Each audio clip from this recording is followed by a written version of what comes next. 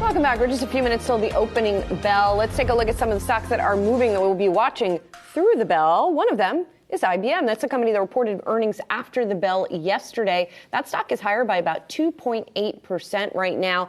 And a lot of things to like perhaps on the part of investors in the numbers, or some things to like in the numbers. Well, earnings beat. Sales beat. Sales were up 7.7%.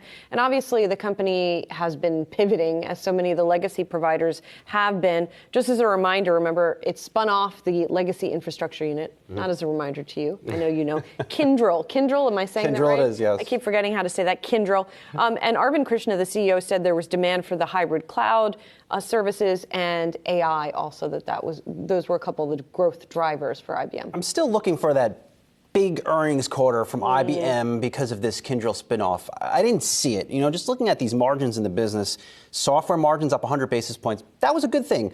But in consulting, they were down 350 bips, as you would say. Infrastructure business down close to 600 basis points, not necessarily great. But what is interesting, too, from this IBM earnings call, I'm really taking this along with what P&G CEO John Moeller told us this morning.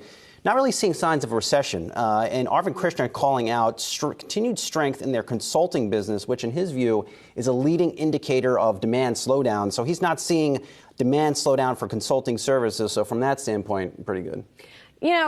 I like to look at the longer term chart of IBM, right? Because for a long time it was sort of foundering, if you will, and it sort of still is. It's been stuck in a range for several years now. Forever. I think we're looking at the 1 year chart there. If you look at the 5 year chart, it is not much different. So to your point, while the shares are up this morning, are we poised to see some sort of big breakout in IBM? It doesn't feel that way, even with that attempt to unlock the value by spinning off Kyndryl. This has been, IBM has been a value trap for many, many years. Yeah. And I still don't think this is the type of quarter that gets the bulls really just enthusiastic and they're knocking down the door to own IBM, especially when there's a lot of beat up names in software and big cap tech.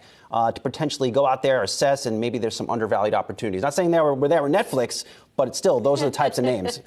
We'll talk to a couple analysts on that point as well to see if they're there with Netflix.